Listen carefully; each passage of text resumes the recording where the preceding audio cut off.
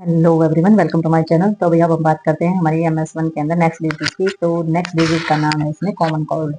ठीक है, तो कॉमन कोल्ड से तो आप समझ ही गए होंगे कि भी जो आमतौर पर जो ठंड लग जाती है उसके बारे में हम बात करेंगे। तो सबसे पहले इसमें देखेंगे डेफिनेशन। तो डेफिनेशन में इसमें दिया गया है कि common cold is a viral infection of the upper respiratory tract. तो जो हमारा कॉमन कोल्ड होता है वो हमारा एक वायरल इन्फेक्शन है, फैलने वाला एक इन्फेक्शन है जो कि हमारा रेस्पिरेटरी ट्रैक्ट यानी कि ऊपर वाला जो हिस्सा होता है रेस्पिरेटरी ट्रैक्ट का, वहाँ का ये हमारा इन्फेक्शन होता है। और usually last approx 7 days associate with the number of virus या फिर रिहाइनो वायरस, पैरा जो हमारा पैरा इन्फ्लुएंजा वायरस एक्सेट्रा। तो इसमें जो होता है ये यूजुअली 7 दिनों तक तो हमारा रहता ही है। और इसका जो रीजन होते हैं ये हमारे वायरस होते हैं, रिहाइनो वायरस या पैरा इन्फ्लुएंजा वायरस जो है वो बोले जाते हैं। Also known of the coryza, तो इसे कोरिजा के नाम से भी जाना जाता है। तो इसमें हमारे रिस्क फैक्टर रहते हैं कि खतरा हमारा किस किस चीज से रहता है। एक तो एज के हिसाब से, children younger than 6 year at greater risk of cold. तो इसमें जो 6 साल के जो बच्चे होते हैं उनको ठंड लगने का या कॉमन कोल्ड का खतरा रहता है। और जिसकी इम्यूनिटी वीक होती है जिन बच्चों की, उनको भी खतरा रहता है। और time of year both children and the adult more the susceptibles of the cold winter. तो इसमें जैसे कि मौसम के हिसाब से भी, जैसे जो बच्चे होते हैं उनको भी हो सकता है, जैसे कि सर्दी का मौसम है तो उन बच्चों को भी लग सकता है। स्मोकिंग की वजह से हमारी प्रॉब्लम्स क्रिएट हो सकती है। तो नेक्स्ट इसमें आ जाता है वायरल इन्फेक्शन। तो इसमें इन्फेक्शन जो वायरल होते हैं, इन्फेक्शन जो फैलते हैं वो किस किस वजह से फैलते हैं। तो इसमें एडनोवायरस हो जाता है सबसे पहले। तो यार हमारी जो वायरस है उनके नाम है ये इंट्रो वायरस हो जाता है, रिहाइनो वायरस हो जाता है जो 30 से 35% ऑफ कोल्ड में आता है हमारा। और इसमें हमारा पैरोमायोक्सो वायरस हो जाता है और हमारा एको वायरस हो जाता है। तो ये हमारे वायरस के नाम इसमें दिए गए हैं, इनकी वजह से कॉमन कोल्ड जो है वो हो सकता है। नेक्स्ट इसमें हमारी जो आ जाता है मोड ऑफ ट्रांसमिशन। अब हम देखेंगे इसमें कि ये फैलता कैसे है, क्या रीजन रहता है, किस किस वजह से ये फैल जाता है। तो सबसे पहले spread from the person to person. तो ये हमारा एक आदमी से दूसरे आदमी तक फैलता है। इसका हमारा जो है वे होता है फैलने का, usually from the nasal secretions and from fingers of affected person.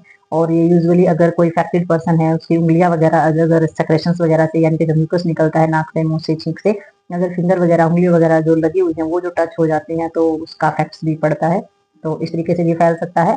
Virus can last up to 5 hour on the skin and hard surface. तो इसमें जो वायरस होता है वो हमारा लास्ट 5 घंटे तक हमारी स्किन पर या हार्ड सरफेस जो हमारा पाया जाता है उस पर हमारा जिंदा रहता है।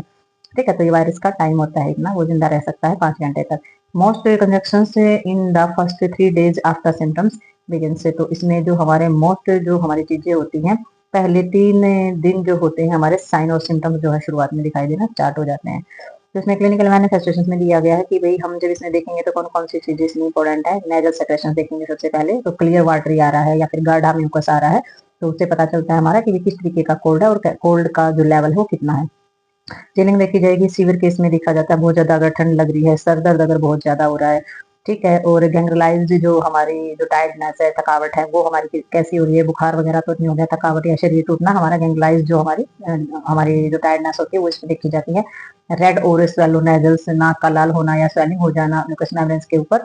और feeling dryness of the surface of the nasopharynx, और हमारे नाक के अंदर जो नेजोफेरेंक्स जो एरिया होता है उसके अंदर स्टिफनेस हो जाना यानी कि नाक बिल्कुल बंद हो जाना, और सूखा यानी कि ड्राइनेस फील होना वहां पर। और श्योर थ्रोट्स वगैरह हो जाना, खराश वगैरह हमारी हो जाती है, और हमारी हॉर्सन्स हो जाती है यानी कि जो कर्कश हो जाती है, हमारी आवाज जो चेंज हो जाती है in pharynx and the larynx affected. और हमारी लैरिंक्स और फेरेंक्स की अफेक्टेड होने के कारण जो हमारा श्योर थ्रोट या फिर आवाज का कर्कश हो जाना, ये सारी की सारी चीजें क्लिनिकल मैनिफेस्टेशन के अंदर चेक की जाती है। तो नेक्स्ट देखेंगे हम इसमें। तो भाई अब हम इसमें देखेंगे मैनेजमेंट। तो मैनेजमेंट में हमारी सबसे पहले आ जाएगी मेडिकल मैनेजमेंट। मेडिकल मैनेजमेंट के अंदर हमारी आ जाएगी एंटीहिस्टामिन्स। तो एंटीहिस्टामिन्स में हमारी आ जाती हैं जो एलर्जी को कम करने वाली जो दवाइयाँ होती हैं, और नॉन स्टेरॉइड्स ऐसे जो ड्रग्स होते हैं वो भी हमारे दिए जाते हैं इसमें। एंटीबायोटिक हमारे दिए जाते हैं, और डीकंजेशन दिए जाते हैं यानी कि नाक को खोलने की जो दवाइयाँ होती हैं। कफ सप्रेटिव यानी कि खांसी को रोकथाम करने के लिए जो दवाइयाँ होती हैं, और कोर्टिकोस्टेरॉइड्स तो हमारे दिए जाते हैं, पेन किलर या हमारे एंटी इंफ्लेमेटरी जो हमारे होते हैं वो। तो नर्सिंग मैनेजमेंट के अंदर हमारा आ जाएगा कि नर्स जो है वो किस तरीके से हमारी हेल्थ एजुकेशन देगी और मैनेज करेगी चीजों को। तो सबसे पहले वो बोलेगी अवॉइड करना इरिटेंट, यानी कि जो भी चीज आपको इरिटेट कर रही है वो सारी की सारी चीजें बोलना है अपने पेशेंट को कि भाई ये चीजें आपने यूज नहीं करनी है। जैसे फ्यूमस है, नॉक्सियस है या फिर एरोसॉल्स है। तो एरोसॉल्स है या नॉक्सियस है या फ्यूमस है यानी कि जो धुएं वाली जो चीजें होती हैं हमारी, तो वो सारी की सारी जो नाक में जाती हैं, जैसे कि कोई परफ्यूम भी इतना तीखा हो जाता है, तो इस तरीके की जो हमारी चीजें होती हैं वो सारी की सारी आपने अवॉइड करें ताकि इरिटेशन ना हो आपको। ठीक है। Do not over use topical से नेजल स्प्रे एंड ड्रॉप्स, और नाक में कोई ड्रॉप डालना या नोज के अंदर कोई टिपिकल स्प्रे करना, ये भी आपने नहीं करना है, इन चीजों को भी अवॉइड करना है। ठीक है।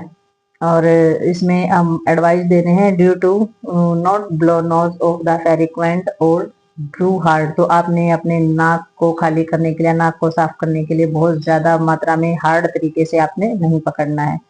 ठीक है। तो नाक को थोड़ा सा सॉफ्टली आप ब्लो करोगे। तो blow through both nostrils of the same time of the equal pressure, तो आपने जो नाक जो अब आप कर रहे हैं, आप क्लीन कर रहे हैं, ब्लो कर रहे हैं अपने नोज को, तो दोनों नोस्ट्रिल को एक साथ पकड़ेंगे और एक ही टाइम में प्रेशर है वो सेम टाइम में प्रेशर आप अपने नाक पर लगाएंगे। तो नेक्स्ट इन्होंने बताया, यूज फ्रीक्वेंटली हैंड वॉशिंग, तो आप हैंड वॉश जरूर करेंगे उसके बाद।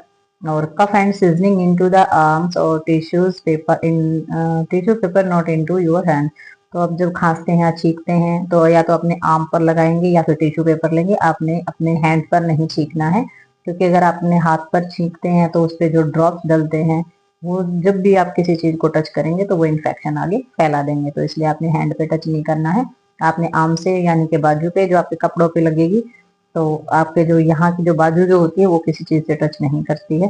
किसी भी चीज को उठाते हैं, रखते हैं, हाथ लगाते हैं तो वो चीजें नहीं होंगी, तो इससे इन्फेक्शन से बचने के लिए हमारी चीजें होती हैं।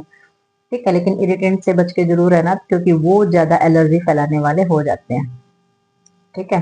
तो इसमें सारे के सारे धूल मिट्टी है या फिर हमारे धूमनीकरण की चीजें है, गैस है, मतलब किसी भी तरीके की जो चीजें है उनके संपर्क में नहीं आना होता, तो ये डिजीज होती है। पर कंप्लीट मिलते हैं नेक्स्ट डिजीज में और नेक्स्ट टॉपिक के साथ, तब तक के लिए बाय।